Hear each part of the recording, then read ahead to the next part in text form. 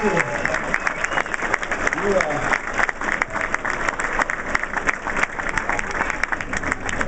You have a great man as your congressman.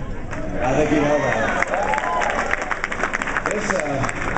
This is a guy who's willing to stand for something. He didn't just go to Washington to be seen and to have a little job there. He went to Washington to make a difference. And he's already making a difference. He's making an extraordinary difference by laying out where the country needs to go and giving people in America a choice of whether they want to go down the path that President Obama and his liberal friends want to take us down, which is bigger and bigger government, more and more intrusive government, with a view that somehow a government-centered society will make America stronger. That's where they're taking us. And you see instead, from this congressman, a vision of saying, no, no, no, we're going to maintain an opportunity society where the people in America can decide what they want to do with their lives, how they want to raise their kids, what kind of health care they can have, building enterprise that makes us better off. I look, as we drove down from Appleton and Fond du Lac, we saw Mercury Marine headquarters, we saw Oshkosh, we saw some trucks that were there being made by Winnebago.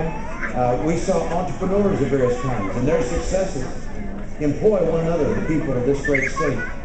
I believe in free people pursuing their enterprises. I believe in freedom. Right now, we're a nation that runs on freedom and opportunity. I don't want to transform America the way the president does. I want to restore to the principles of America that made this country the hope of the earth, and I'll do that with the help of this guy in Congress. He's leading the way today.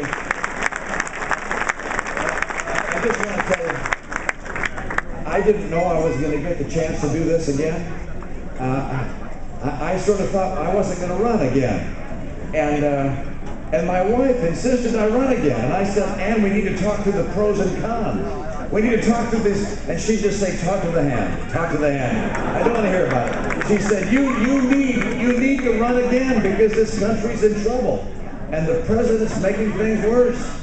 We got to have a guy who is not a lifelong politician. We need to have a guy who's been in the private sector, who knows how jobs come, why they go, to bring that experience to lay out a very different course for America than the one being presented by this out-of-touch liberal president we have.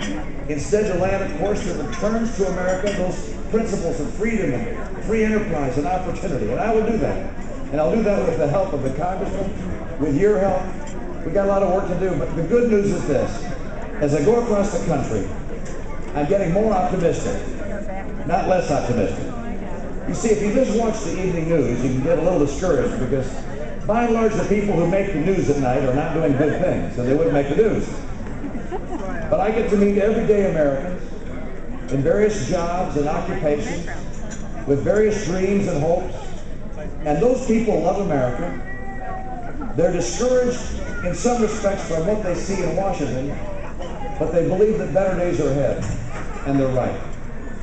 I'm convinced that if we have leaders in Washington who will draw on the optimism, the entrepreneurship, and innovativeness, and the patriotism of the American people, will tell the truth and live with integrity, that we'll overcome the challenges we have right now.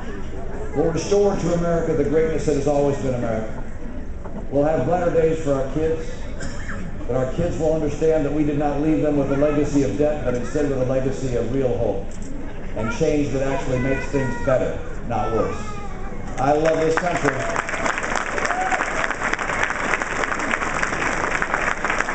I love America. I love the principles upon which it was founded.